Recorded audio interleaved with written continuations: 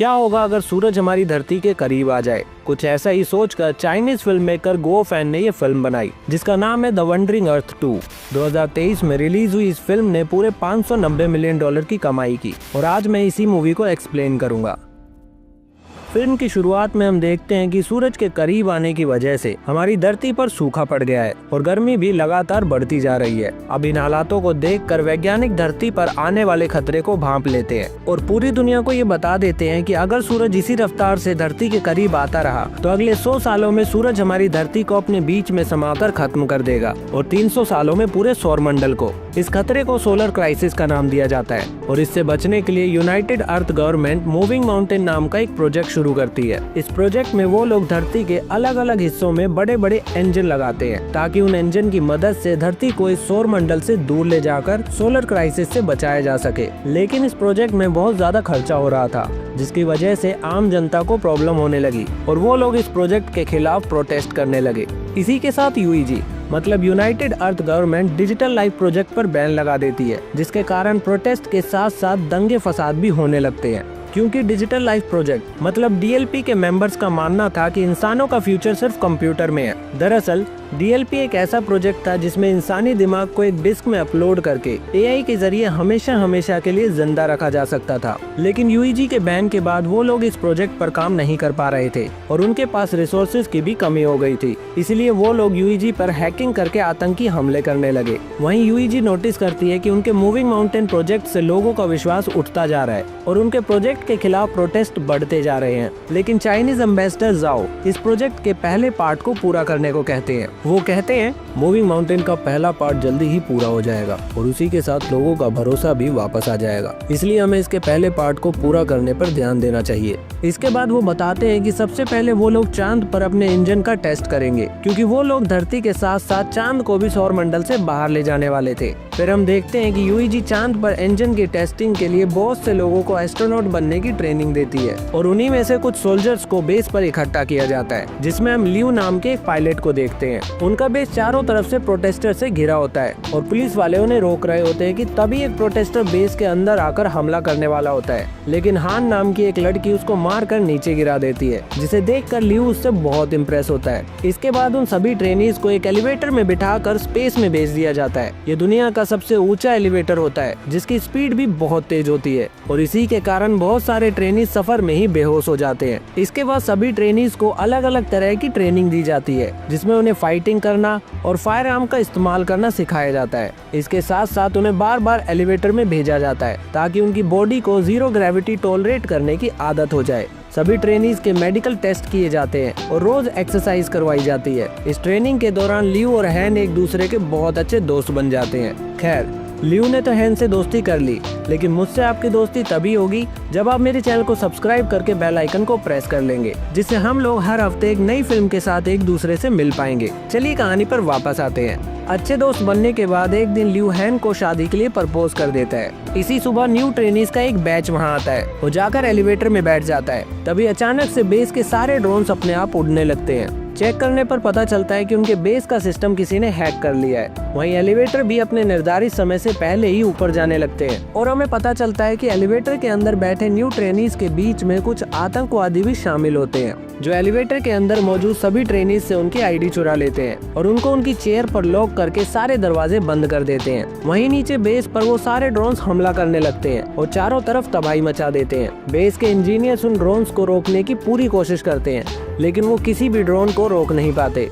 वो सभी drones elevator पर मिसाइल से हमला करते हैं जिससे एक एलिवेटर ब्लास्ट होकर नीचे गिर जाता है। वहीं दूसरी तरफ एलिवेटर 2 में एक ट्रेनी उन आतंकवादियों को रोकने की कोशिश करता है लेकिन वो लोग उस ट्रेनी को बहुत बुरी तरह मारते हैं। ये सब देखकर लियू अपने आप को रोक नहीं पाता और वो अपने चश्मे का इस्तेमाल करके गेट की लॉक स्क्रीन को धूप से जला देता है। गेट खुलते ही वो आगे जाकर आतंकवादियों से लड़ने लगता है और इसी लड़ाई के बीच एक आतंकवादी चोरी की हुई आईडी से एलिवेटर नंबर 9 को स्पेस स्टेशन तक पहुंचा देता है। वो एलिवेटर बहुत तेजी से स्पेस स्टेशन से जाकर टकराता है जिससे स्पेस स्टेशन टूटकर धरती पर गिरने लगता है। इसी दौरान बेस पर इंजीनियर 550C नाम के क्वांटम कंप्यूटर से सिस्टम को ठीक कर लेते हैं और सारे ड्रोन्स को डीएक्टिवेट कर देते हैं। वहीं एलिवेटर नंबर 2 में लियू अभी भी उस आतंकवादी से लड़ रहा होता है तभी हैन एक मैकेनिकल हैंड की मदद से खिड़की को तोड़कर बाहर आती है और उस आतंकवादी को मारने में ल्यू की मदद करती है। उनका एलिवेटर भी बहुत तेजी से नीचे गिर रहा होता है और तभी वो लोग देखते हैं कि उनका स्पेस स्टेशन भी टूटकर धरती पर गिर रहा है। स्पेस स्टेशन के नीचे गिरने से बहुत बड़ा ब्लास्ट होता है जिसका असर उनके एलिवेटर पर भी होता है।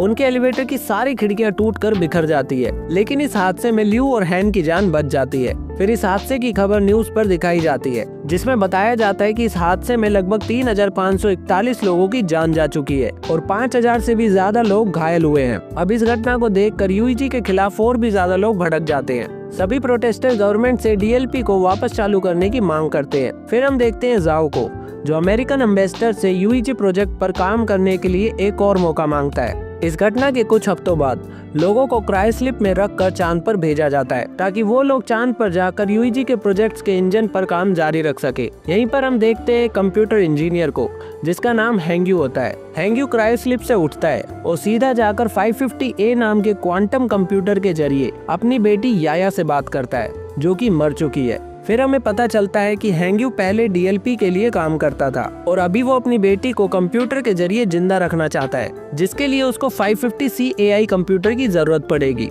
दरअसल 550C दुनिया का सबसे एडवांस AI कंप्यूटर है जो खुद सोच समझकर काम कर सकता है और इसी के लिए हैंग्यू चांद पर आया था। इसके बाद हैंग्यू जोजो से मिलता है जो कि एक कंप्यूटर रिसर्चर है और 550C का इंचार्ज भी। फिर जोजो हैंग्यू को बताता है कि उसको उनके साथ सिस्टम के ऑपरेशन पर काम करना होगा। ये बात सुनकर हैंग्यू बहुत खुश होता है और फिर वो दोनों मिलकर 550C का पहला टेस्ट बेस के हर एक सेक्टर को एक्टिवेट करके करते हैं। फिर जब तक 550C अपना काम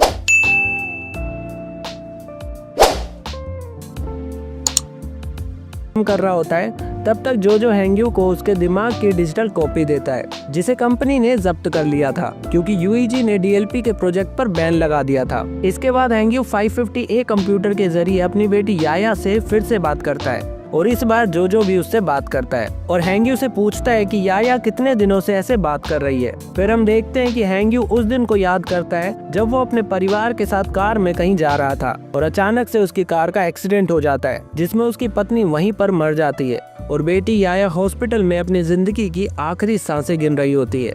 अपनी बेटी के आखिरी समय में हैंग्यू उसके दिमाग को कंप्यूटर के जरिए जिंदा रखने के लिए डीएलपी के पास जाता है, लेकिन वो लोग उसकी मदद नहीं करते क्योंकि उनकी टेक्नोलॉजी तब तक तैयार नहीं हुई थी। लेकिन वहीं पर हैंग्यू की मुलाकात होती है जोजो से, जो कि पहले डीएलपी में ही काम करता था। जोजो उस समय हैंग्यू पर एहसान करता है और उसकी बेटी याया के दिमाग को 550A नाम के AI कंप्यूटर में डाल देता है जिसके जरिए हैंग्यू अपनी बेटी से अभी तक बात कर रहा होता है। इसके बाद कहानी प्रेजेंट में आती है और हैंग्यू जोजो से रिक्वेस्ट करता है कि वो उसकी बेटी याया के दिमाग को 550C में डालकर उसके दिमाग को हमेशा के लिए जिंदा कर दे, लेकिन जोजो इस काम के लिए हैंग्यू को मना कर देता है। इसी दौरान उनका सिस्टम वार्निंग देता है कि जल्दी ही वहाँ पर Z9 लेवल का सोलर स्टॉर्म आने वाला है। ये वार्निंग सुनते ही सभी लोग अपने बेस पर वापस आते हैं और सभी इंजन्स को बेस पर रखकर सोलर स्टॉर्म से बचा लेते हैं, लेकिन इस भागदौड़ में 550C AI बुरी तरह जल जाता है। अब उन लोगों के पास ज्यादा समय नहीं बचता क्योंकि उनको प्रोजेक्ट को अगले 3 दिनों में ही लॉन्च करना था,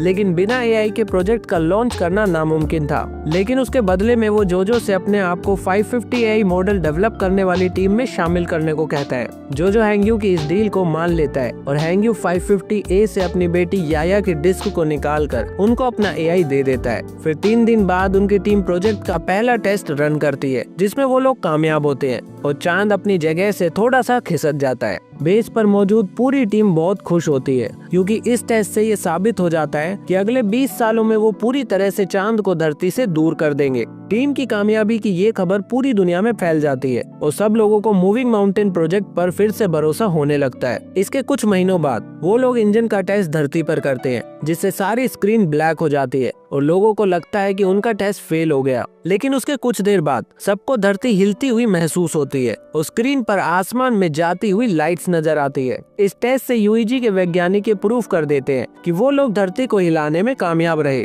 ये खबर भी पूरी दुनिया में फैल जाती है और सब लोग जश्न मनाने लगते हैं। फिर इसी तरह कई साल बीत जाते हैं और यूईजी प्रोजेक्ट लगातार शक्तिशाली इंजन्स को बनाता है जो कि जल्दी ही धरती और चांद को सौरमंडल से दूर कर देगा। इसी के साथ मूविंग माउंटेन प्रोजेक्ट का नाम बदलकर द वंडरिंग अर्थ रख दिया जाता है। फिर ऐसे ही यूईजी हर साल एक नया टेस्ट करती है जिससे लोगों का इस प्रोजेक्ट पर भरोसा और ज्यादा बढ़ जाता है और इसी के साथ डीएलपी प्रोजेक्ट को पूरी तरह बंद कर दिया जाता है। फिर गवर्नमेंट बहुत सारी अंडरग्राउंड सिटीज बनाती है जिसके अंदर जाने के लिए लोगों को पास खरीदने पड़ते हैं। वहीं इस प्रोजेक्ट की वजह से हर साल धरती का रोटेशन धीमा होता जा रहा था जिससे एक दिन 24 घंटे की बजाय 60 घंटे का होने लगा था। इसके साथ साथ धरती पर इंटरनेट भी बंद हो चुका था। धरती पर अब बाढ़ और सोलर रेडिएशन जैसी प्रॉब्लम्स बढ़ने लगी थी जिससे इंसानों में कैंसर की प्रॉब्लम भी बढ़ने लगी थी। फिर हम देखते हैं लियू और हैन को जो कि अब शादीशुदा होते हैं और उनका एक बेटा भी होता है, लेकिन वो दोनों परेशान होते हैं क्योंकि उनको अपने बेटे के लिए अंडरग्राउंड सिटी का पास नहीं मिला था।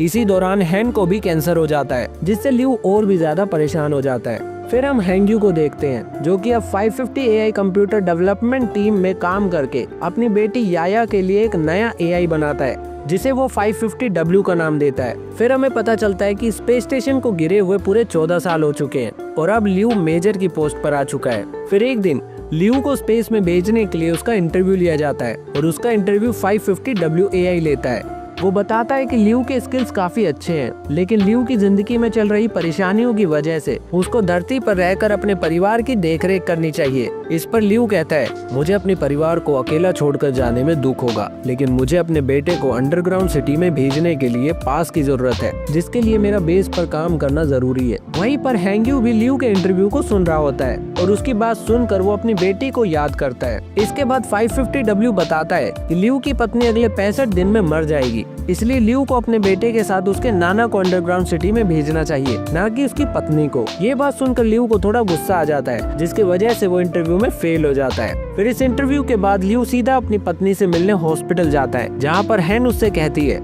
लियू मैं आखिरी बार अपने होम टाउन को देखना चाहती हूँ, लेकिन मौसम की समस्याओं के कारण उसे होम टाउन ले जाना बहुत मुश्किल था। उधर हैंग्यू लियू की बातों से बहुत ज्यादा इमोशनल हो जाता है और वो चोरी छुपे बेस में जाकर याया के दिमाग को 550W से जोड़ देता है और अपनी बेटी से बात करने लगता है। तभी जोजो भी गार्ड्स के साथ वहाँ आ जाता है और हैंग्यू को समझाने लगता है कि उसकी बेटी अब मर चुकी है और उसे अब इस सच्चाई को स्वीकार कर लेना चाहिए। लेकिन हैंग्यू जोजो की कोई बात नहीं सुनता और वो याया के दिमाग की डिजिटल कॉपी को 550W में पूरी तरह से अपलोड कर देता है, जिसके तुरंत बाद चांद के सिस्टम में प्रॉब्लम आना शुरू हो जाती है और सभी इंजन्स फेल होने लगते हैं। ये देखकर गार्ड्स हैंग्यू को पकड़ लेते हैं और जो 550W से याया की डिस्क को निकालकर एआई को बंद कर देता है। इसी दौरान लियू अपने एक दोस्त से जेट प्लेन उधार लेता है और अपनी पत्नी को लेकर उसके होम टाउन जाता है। फिर कुछ ही समय में वो लोग शंघाई सिटी पहुंच जाते हैं, लेकिन अब ये सिटी पहले जैसी नहीं रही। वहाँ पर चारों तरफ बर्फ जमी होती है और पूरा शहर बंजर हो चुका होता है। फिर दोनों वहाँ जाकर आसमान में देखकर एक दूसरे से बातें करते हैं। वहीं यूईजी के लोग हैंग्यू के द्वारा की गई प्रॉब्लम के बारे में डिस्कस करते हैं और नोटिस करते हैं कि ये उसी हैकिंग की तरह है जो 14 साल पहले 550C में हुई थी। इसलिए वो सब लोग 550W के सिस्टम को हैक करके ठीक करने की कोशिश करते हैं, लेकिन वो लोग इस पर नाकामयाब होते हैं। तभी हम देखते हैं चांद पर लगे इंजन ब्लास्ट हो जाते हैं, जिसकी वजह से चांद के टुकड़े धरती की तरफ आने लगते हैं।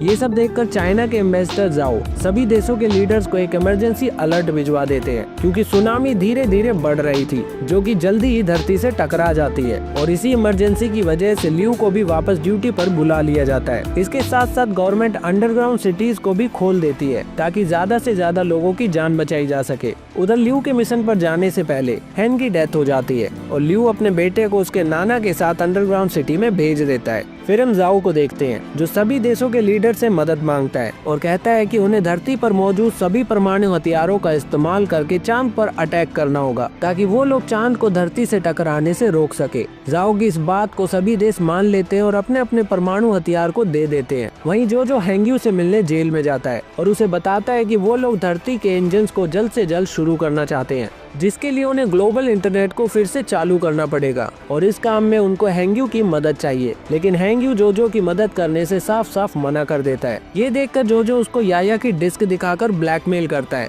और हैंग्यू को ना चाहते हुए भी जोजो की मदद करनी पड़ती है। इसके बाद हम देखते हैं कि परमाणु को चांद तक पहुंचाने के लिए लियू के साथ कई सारे पायलट्स को चुना जाता है और वहीं धरती पर ग्लोबल इंटरनेट को चालू करने के लिए 3 टीम बनाई जाती है। फिर लियू और बाकी सभी पायलट शटल में बैठकर चांद पर निकल जाते हैं लेकिन चांद की तरफ जाते हुए स्पेस में फैले हुए एस्ट्रॉइड उनके शटल से टकराने लगते हैं, जिससे कई सारे शटल क्रैश हो जाते हैं। फिर जैसे तैसे करके बचे हुए शटल चांद पर पहुंच जाते हैं और परमाणु बम को चांद पर लगाना शुरू कर देते हैं। लेकिन तभी एक शटल क्रैश होकर ल्यू की शटल से टकराता है, जिससे ल्यू की शटल भी क्रैश होकर चांद की सतह पर गिर जाती है। इस क्रैश में बहुत से लोगों की जान चली जाती है और ल्यू के सूट के हेलमेट में क्रैक आ जाता है, जिससे उसका ऑक्सीजन लेवल कम होने लगता है। लेकिन तभी उसकी एक साथी उसके हेलमेट पर टेप लगा देती है और फिर वो लोग बाकी परमाणु बम को पैदल जाकर लगाने का डिसाइड करते हैं। लेकिन ल्यू नहीं चाहता था कि इस काम को करने में जवान लोग अपनी जान गंवाएं, इसलिए वो अपनी टीम को शटल के अंदर बंद करके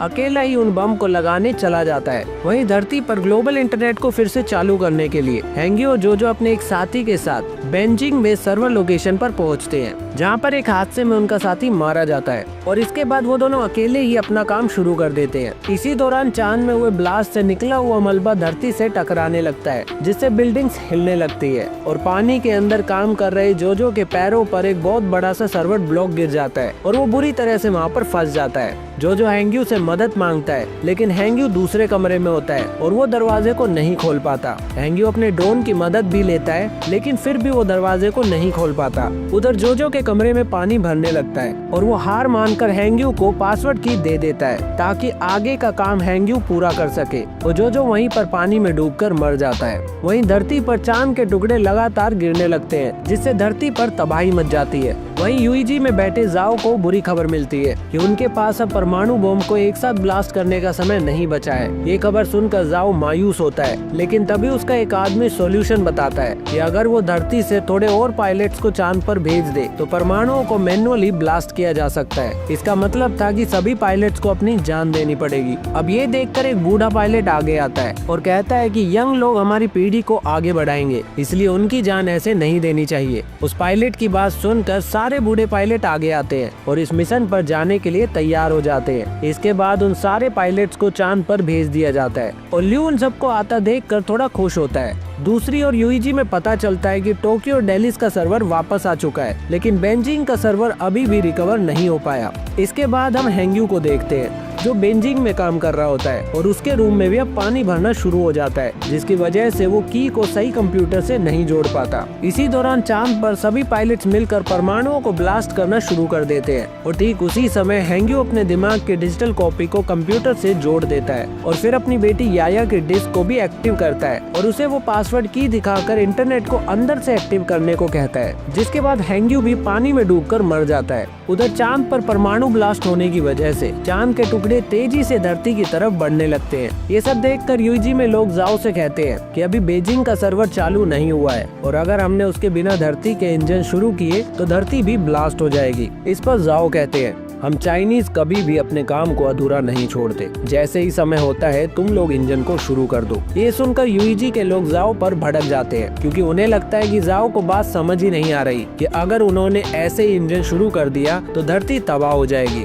दरअसल जाओ अभी भी हिम्मत नहीं हारता और अपनी टीम पर पूरा भरोसा करता है। वहीं हम देखते हैं कि बेजिंग में हैंग्यू का दिमाग 550W के अंदर एक्टिवेट हो जाता है और वो अपनी बेटी से मिलता है। हैंग्यू अपनी बेटी से मिलकर बहुत खुश होता है और वो कंप्यूटर के अंदर ही बेजिंग का इंटरनेट सर्वर चालू कर देता है। इसके बाद यूईजी में जाओ की बात मानकर एक आदमी धरती के सारे इंजन को शुरू कर देता है और उन इंजन की मदद से धरती मूव करने लगती है, जिससे हमारी धरती चांद से टकराने से बच जाती है। ये देखकर दुनिया के सभी लोग बहुत खुश होते हैं और अपनी नई जिंदगी का जश्न मनाते हैं। वहाँ ल्यू शटल से अपनी धरती को हिलते हुए देख रहा होता है और वहीं से ही वो अपने बेटे के लिए एक वीडियो मैसेज रिकॉर्ड करता है। दूसरी ओर हैंग्यू और याया के दिमाग का बैकअप 550W में एक साथ मिक्स हो जाता है। इन सब के बाद हम देखते हैं कि पूरे 7 साल बीत जाते हैं और धरती पर अब फिर से 24 घंटे की साइकिल शुरू हो जाती है। जाओ अब रिटायर हो चुके हैं और उनकी असिस्टेंट्स ने उनकी जगह ले ली है। अब सब कुछ नॉर्मल होने लगता है और वो लोग अपने प्लान का सेकंड फेज शुरू करते हैं, जिसमें वो लोग अगले 10 साल के अंदर जुपिटर के पास से होते हुए सौर मंडल से धरती को बाहर ले जाएंगे। इसी के साथ हम लास्ट में देखते हैं कि इंजन्स की देखभाल करने के लिए एक स्पेस स्टेशन बनाया जाता है जिसका इंचार्ज ल्यू होता है। और इसी के साथ ये फिल्म यहीं पर खत्म हो जाती है। इस फिल्म को एक्सप्लेन करना आसान नहीं था, लेकिन मैंने अपनी पूरी कोशिश करी कि आप लोगों को इसकी कहानी अच्छे से समझ आ जाए।